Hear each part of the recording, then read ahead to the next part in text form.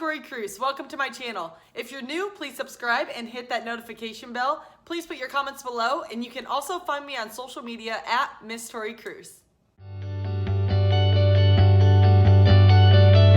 Today's guest is Steph Gonzalez. After years of living small and worrying about what other people think, Steph has broken the cycle and taken action to create her dream life. Now she wants to help others do the same by providing inspiration and information on how to push past limiting beliefs and step into their best self. She created the brand and podcast Show Up to Go Up to teach others on how to be consistent and show up for yourself to achieve anything you want.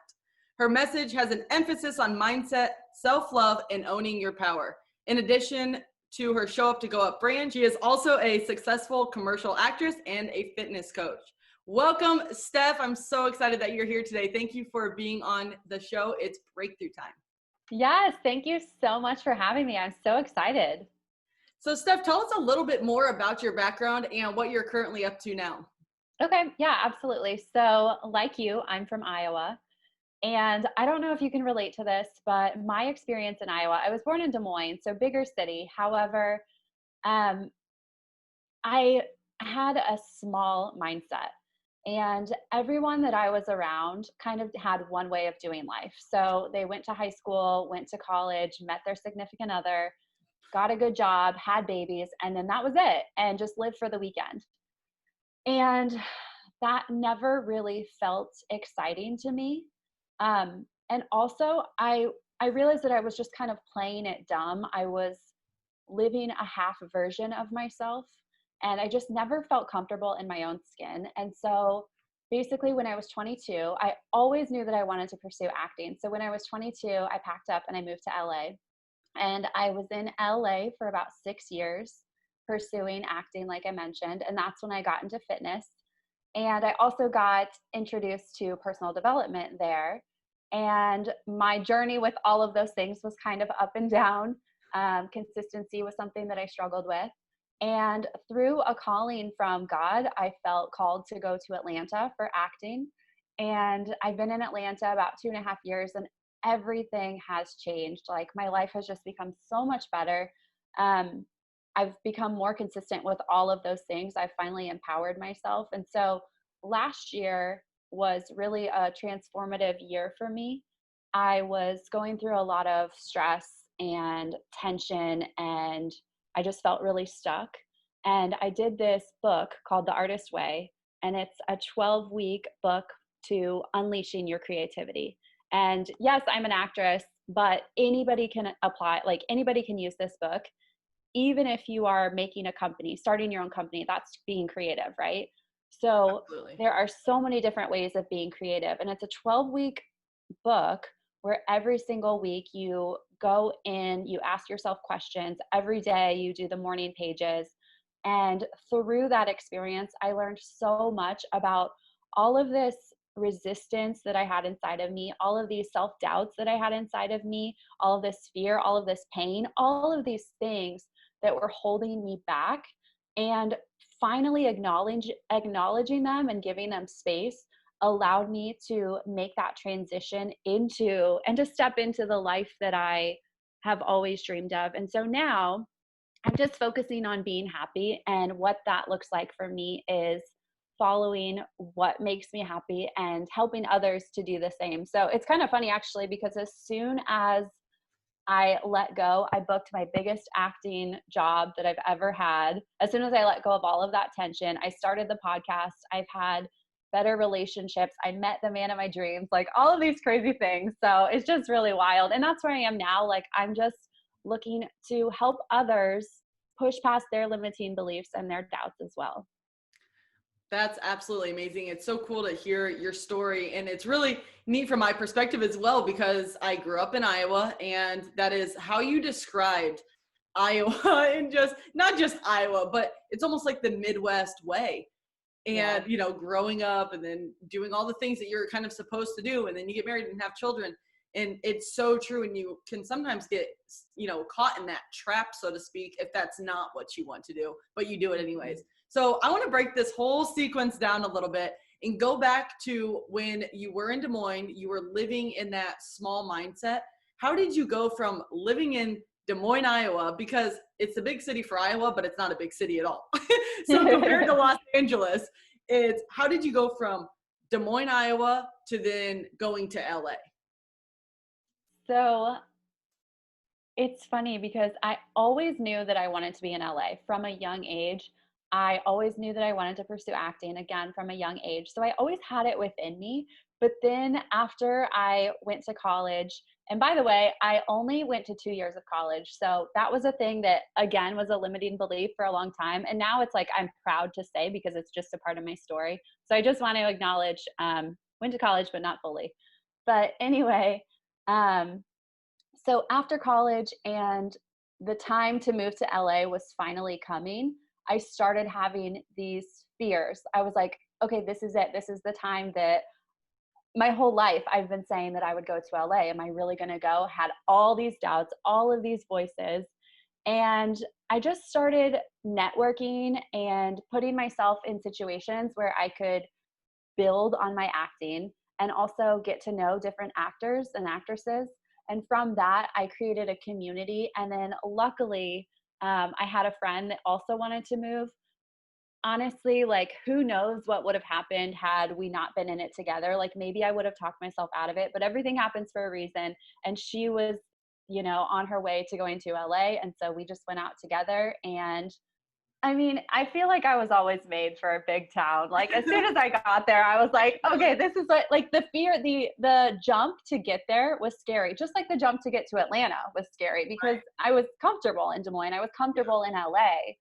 But as soon as I got there, it's like, oh man, this feels right. This is what I have been waiting for. Yes.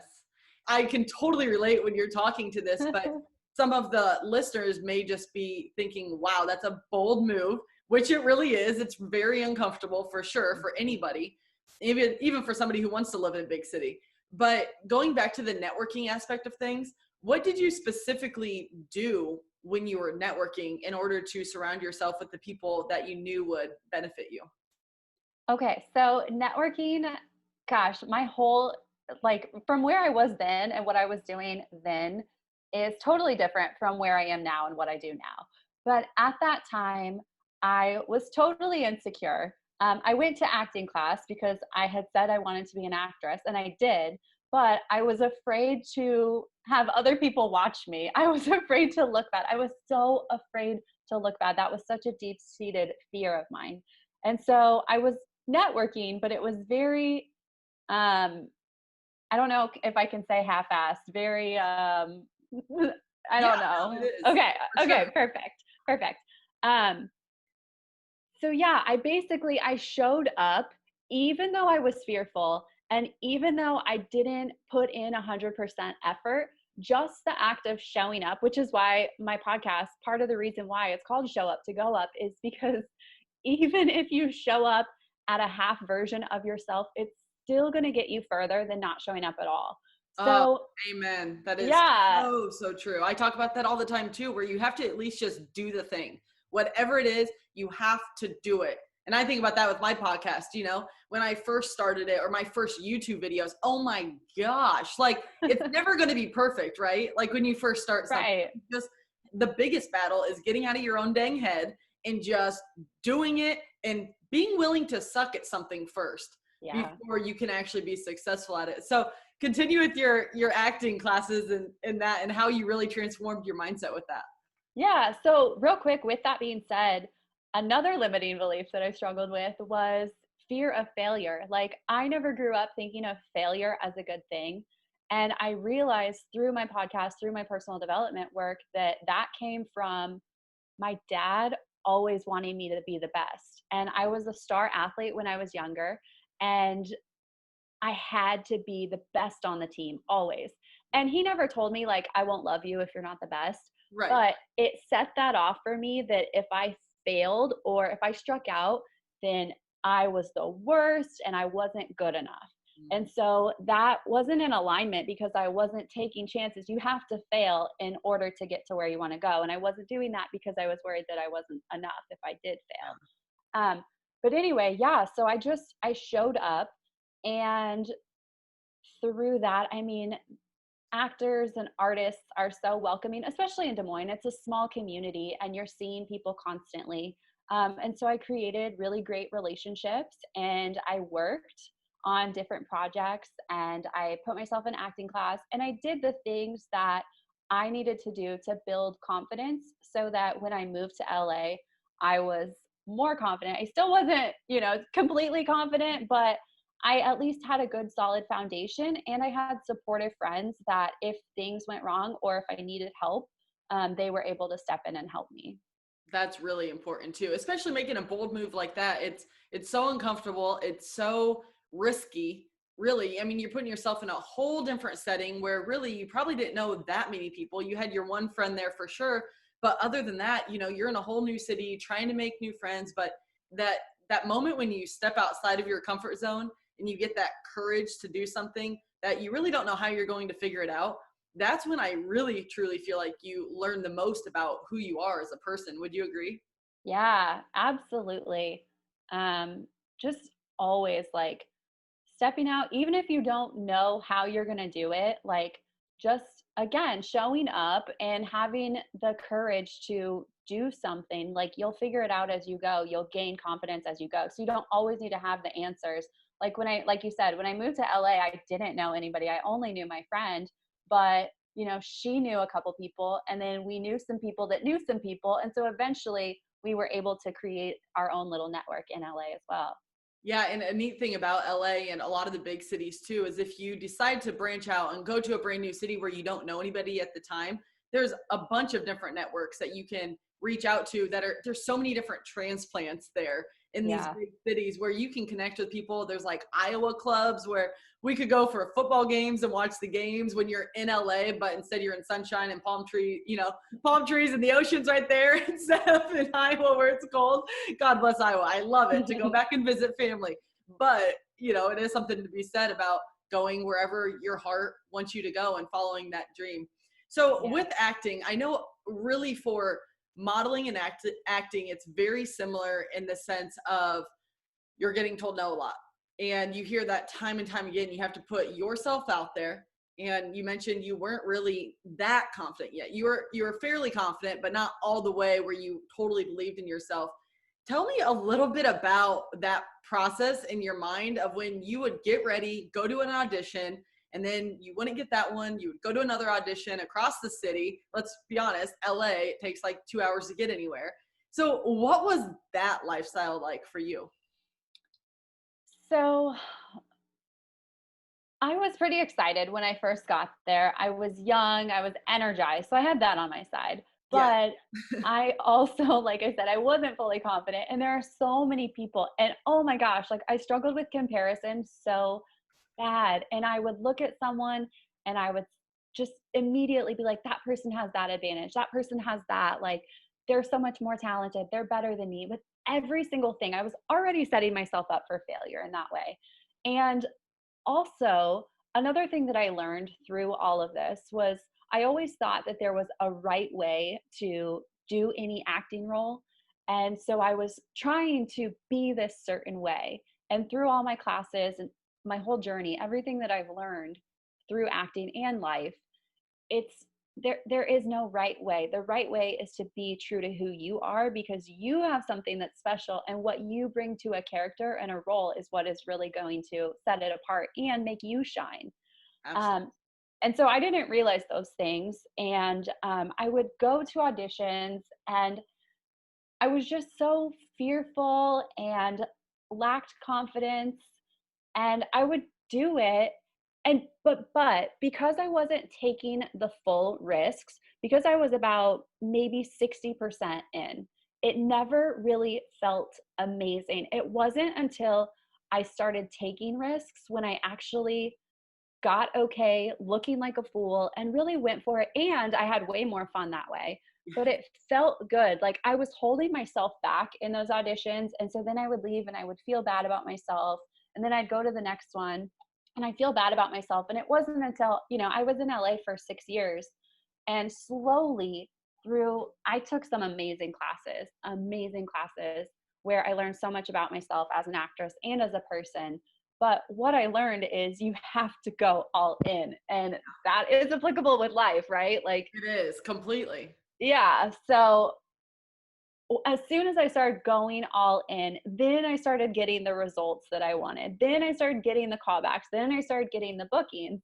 And so then it started becoming more fun too. And so Yes. Oh my it God. wasn't, yeah. When you have that breakthrough moment where you can finally fully be yourself and be okay if they tell you no, because you're so confident in yourself that it's not meant for you, is like the healthiest place that you could ever be in. And I used to love the saying fake it till you make it. I thought it was funny. I mean, it is still kind of funny a little bit, but it's the saying that if you take it too literal, that it can actually hurt you. And I used to think through pageantry, I would tell myself, you know what, every single year that I would lose, and not bring home the title, I would think to myself, you know what, was I true to myself in an interview? Did I act like myself, or was I putting on a front? Because if I was being myself and they didn't choose me, then it's fine. Because if I was faking it and they chose me, then you have to fake it in everything else, in every other stage. And that goes, back to what you were doing too with acting, is if you were faking that audition, number one, let's be real, you wouldn't even get it anyways, because it's something about like when the universe knows you're not being yourself, like you're just not receiving as much as you would like. And the second you become yourself, it is crazy the miracles and the breakthroughs that actually happen. And so that's really cool to hear that that you kind of had that same inner experience as well. Did you have a specific breakthrough moment or like aha moment that made you realize, whoa, like why am I comparing myself to these other girls when we're all supposed to be unique in our own way? So the thing that came to mind is actually a more recent moment. So like I said in the beginning, consistency was a thing for me. And because I wasn't consistent, I wasn't advancing in the way that I wanted in all aspects of life, right? After I did the artist way, I started doing Toastmasters, which is a speaking opportunity. And Yes. from that, I heard about Rachel Hollis. And from that, I went to her conference. And I did a podcast episode on this. And so while I was at the conference, I met so many different women, and some of the women were, more well off than me. And I knew that I had always compared myself to women and even some men that were better off than me. But what I I realized, gotta stop you there for a second. When you say better off than you, do you mean financially? um, not financially for sure, but also just happiness. In my mind, I'm like, they have better opportunities, things are easier, all the things, But at all the the end of the minutia. day, you don't know what they're they could be thinking that about you, that you're so much better off mentally. Exactly. Yeah. Totally. Well, and so I knew in the past I would compare myself to people that had what I wanted. Hmm. And so I didn't so much have as big of an issue with that lately. But what I realized is I was comparing myself to people in the other direction. So there were girls that were just obsessed with taking photos. And when I would be like, what was your favorite part? They would say, oh, my favorite part was this photo that I took. And I was like, what? Oh my gosh, like I'm so well off compared to these people. And I realized that I was comparing myself to those people as well and taking my energy toward what I want and putting it in other people. And it's like, you're never going to get where you want to go if you are looking to the side of you. And so Oh, that's that's so kind of, good. Say that yeah, again. Say that you are, again. It's so good. you're never going to get where you want to go if you are looking to the side of you. You have to put your head down and focus on one step at a time. Focus on your journey. Just like if a runner, they always talk about if you're running. Did you ever run track? Oh, no way. All my coaches in high school tried to convince me. They're like, you have to run track to be better at basketball. I was like, no way. I'm never running track. I will go shoot more hoops and be the smallest one on the team. It's fine. I hate running. I do too, but for some reason I did. But it was a thing, like, you can't look back. If you look back, it'll take like, 1 second, but that 1 second is small enough margin where that person will pass you. And so it's the same thing in life. Like I don't even remember your original question, but comparison, that was a huge moment that I had recently in the last year, that I was like, whoa, like I need to just put on blinders, be like a horse, a Budweiser horse, just look forward and do me. Yeah, that's so true. You can't compare yourself to others, but it's one of those things for a lot of women, and I think men too, but women are way more, I think, vulnerable with that position of comparison, and just really admitting that it's very easy to compare yourself to other women for some reason. But once you can get that healed inside of you and understand we all have certain gifts for a reason. We are all created like we are for a reason, and there is nobody else in the entire universe that is us. Like, we are the only person. So it's really, really cool to hear you have that breakthrough, and even that realization and awareness of when you were comparing yourself, that it was sucking your joy, it was sucking the energy out of you. And it's really awesome that you went to Rides as well. I was literally just interviewing Rachel Hollis's community manager right before this. So Oh, nice. I'm really excited to launch that interview too. She's incredible person, but we need to put a Rise conference when they are back in person. We need to put that on our schedule and go there together, because that would be so much fun. For sure. Amazing. And I think, I want to go back to speaking about conferences and, those personal growth things. You did mention when you went all in LA, like when you did the acting classes and you went all in, touch on that a little bit, on the importance of finding a great mentor, because that's essentially what these acting courses are these coaches, are your mentors, and you're learning and you're surrounding yourself with other people who are wanting these same things out of life. And so touch on the importance of investing in yourself.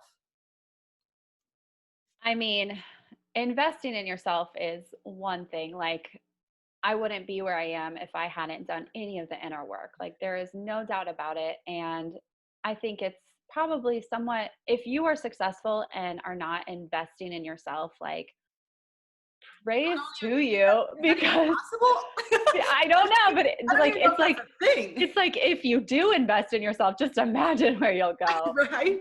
But yeah, like having coaches that can help guide you and that believe in you, like especially in the beginning, these coaches and mentors that I had, I borrowed my belief in myself from them. The first time that I ever heard I am enough came from one of my acting coaches, came from one of my mentors.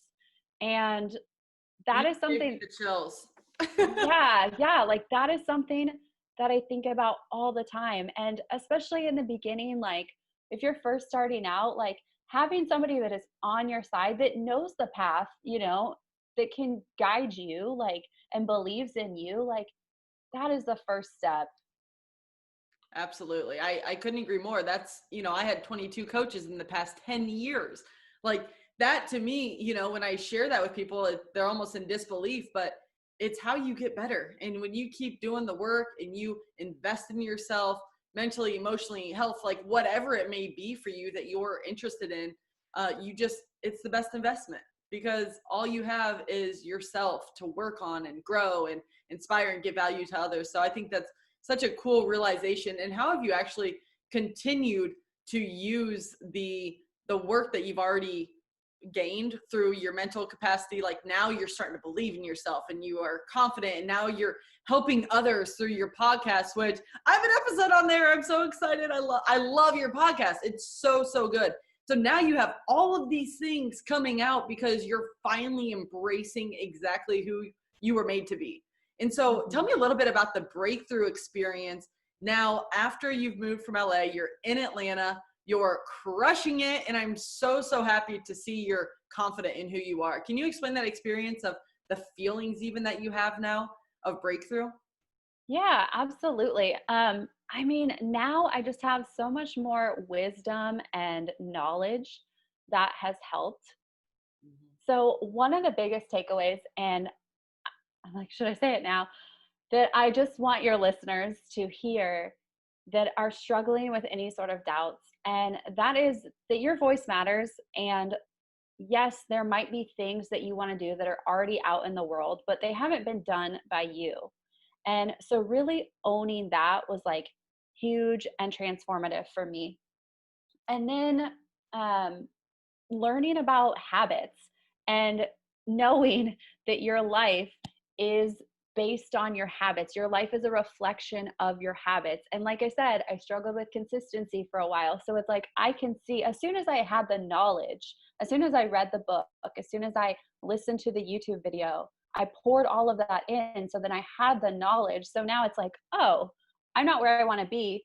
I'm going to look at my habits. What am I not doing that is taking me away from where I say I want to go? So just really being specific about what it is that I want and then implementing those habits. So you talked about having a morning routine, and I am the same way. Like when quarantine first happened, I got laid off. I teach fitness, like I said, and auditions were not coming in. So I got laid off, and the first week, I just woke up whenever I woke up. And then I realized that my day had no structure. I felt totally unfulfilled. And I was like, I need to make a change here. And so now I'm back to waking up at 5 a.m. I pushed it 10 minutes back. So I'm waking up at 5:10. I give myself that extra 10 minutes. And I do all of the things, all of those habits in the morning that are going to set me up for success. And granted, there are times, there are days when maybe I'm not feeling my best, but having those things that I do every single day, it sets me off on the right tone. And also, one of the things that I've also realized is this moment, if I'm not feeling great, it will pass. So I look toward the future of what I want, and I know all the things that I've achieved, and this is just a part of it. I've had downs before, and this is going to pass as well. I'm going to go to those ups. So that really drives me through the moment of struggle if I ever have those moments. Yes. Amen. There's a rainbow on the other side of the storm every single time. There's always a blessing that comes from a trial or a tribulation or some challenge that you're facing currently. It's never permanent. There's always something that comes, something on the other side that always is benefiting your life in some way. So that's really beautiful how you put that. That's awesome. And so what is your morning routine that drives you every single day? So my morning routine is This I gets me start. so excited. I love morning routines. I know, it's so good. You know what's so funny is like I heard about morning routines for so long and I just didn't do it. And then I would do it, but I do it like midday. So again, I wasn't consistent. And so that is something for your listeners as well. Like consistency is so important. When I finally implemented the morning routine first thing in the morning, that has been a game changer. Yes. So what it entails is I wake up and I do my devotional just like you do, the same one. Oh, really? That's awesome. Yeah, you posted a picture and I was like, oh girl, I just read that. Great minds think alike. Yes. And then I'm reading a chapter of my Bible. And then from my artist way, I still do my journaling. So it's basically like a mind dump. I just write whatever comes to mind. It's usually about a page or 2 pages. And it's kind of helps me plan and organize my thoughts. And also if I'm feeling a little bit off, I go deeper during that time and be like, what's really going on? I ask myself those questions. Then I do my gratitude. And then I do my meditation, and then I do my visualization. And then I started implementing this recently, especially during quarantine. I will take a shower and I'll take a 2-minute cold shower to energize myself and just give me that pick me up that really, I mean, it does wonders. It really does. You know, I went to the Tony Robbins conference, and that's something that he does every single morning. He has it in all of his houses, like I think it's 55-degree pool. I could be wrong on that, but it's cold water. Yeah. And he goes and jumps in that pool for however many minutes every single morning. And it like increases your blood flow or something. You're the health girl here. Like, yeah. That's not my forte, but I do know that there are some really great benefits to cold showers. Yeah, absolutely. And like for me, I have some injuries and I've been an athlete and fitness and stuff. So like having that stagnant blood flow, like jumping in the shower, it's like why cryotherapy is great too, because it Yes. helps move your blood and increase circulation, which increases your energy as well. Yes, that's great advice. I love your morning routine. It's really, really similar to mine actually. I journal. I don't journal every single day though. I journal just kind of when I feel like it. I'm not that big of a writer, but I feel like I do enough writing on social media and that sort of thing and planning for all of my content. But then some days I just do need like a brain dump.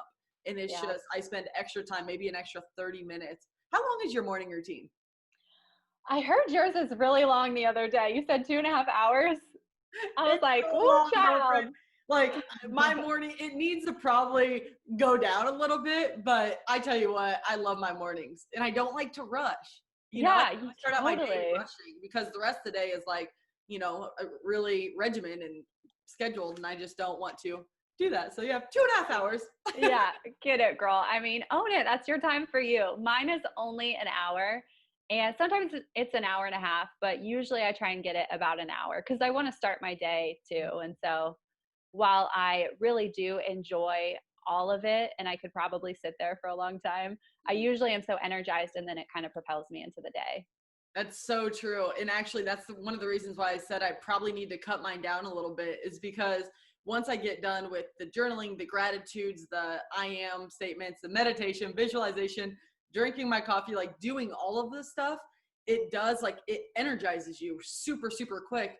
And then it's time to go work out. But then sometimes it is important to be consistent with your time and try to stick into a certain deadline because I sometimes don't want to go work out then because I'm so ready to take on my task for the day that I'm like, okay, let's do this.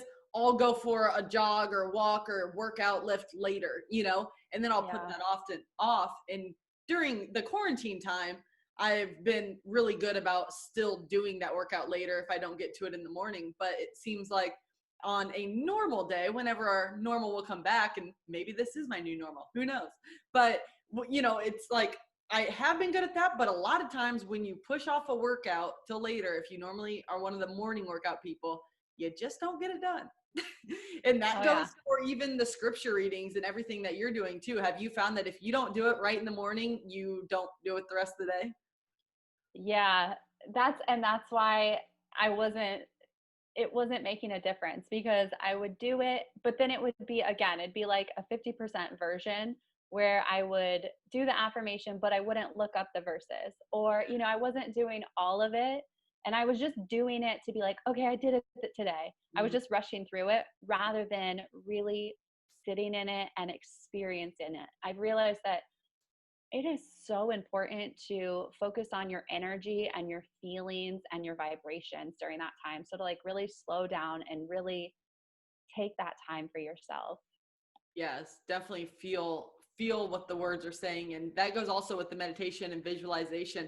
Can you tell us just a little bit about what you visualize when like you don't have to tell us specifically, but just like a broad range. If somebody's listening, they're like, "Oh, visualization, I've heard of that, but I don't really know too much about it." Can you describe that a little bit? Yeah, absolutely. So, like you, I do the affirmations, the I am statements. And I honestly, I heard something that was like, you want to get those statements in your subconscious. And the best way to do that is to visualize. And so I like to do it before I go to bed and early in the morning when I first wake up. So I will pick a couple. I mean, sometimes at nighttime, I'll like real quick go through all of them, but I like to in the morning pick a couple and just kind of sit with it and experience that I am statement. So one of mine is to be a number one best-selling author or New York Times best-selling author. And so I just close my eyes and I feel what that book in my hands, that final product feels like. I see the title. I see getting that, or I imagine getting that phone call from the publisher. I imagine my boyfriend, who's then my husband, and us experiencing this amazing moment. I think of all the people that this book is going to help. So I really put myself in the situation and just love it. Just totally enjoy it and soak it all in. I'll never forget the moment when I was visualizing for Miss Missouri USA, and I literally started crying when I'd visualize. because that, like you're saying, the feeling the emotions, that is so, so important. Like I can't stress that enough to, like you say, you're even holding the book, your husband, like he's not your boyfriend anymore, but your husband, and getting the call, like all those things are so, like those little details are so, so important. And what's even better is when it actually comes true and you're like, oh, I've been here before. Like I visualized it so much where, like for me, I didn't even cry when I won. At first I didn't, but I eventually did, but not right when I got crowned, because I had visualized it for like 4 years.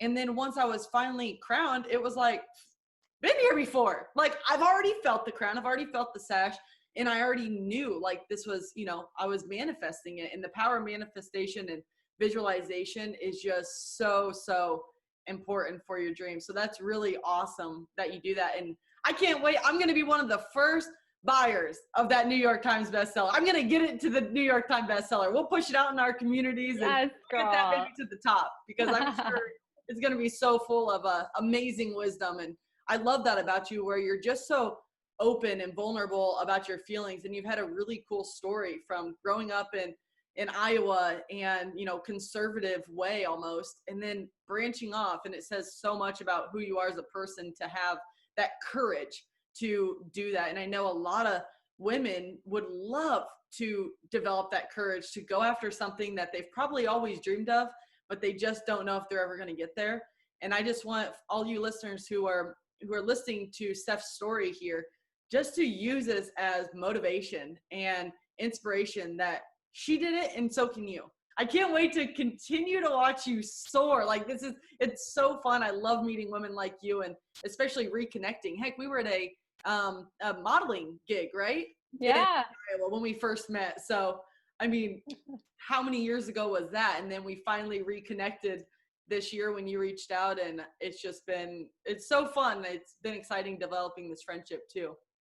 Yeah, absolutely. And I mean, I'm so inspired by all the stuff that you're doing. Like, I love your Tuesday night group and all of your courses and stuff. Like, it's really awesome to watch. Thank you. Well, thanks for always supporting. Is there any lasting advice for any of the women listening that you would like them to know? So I know I already said about owning your voice, and your voice matters, and you have a unique perspective that only you can share with the world. But touching on what you just said, I also just want to encourage you to just go for it. Just try it, knowing that it'll get easier as you do it. Like the first risk is always going to be the hardest.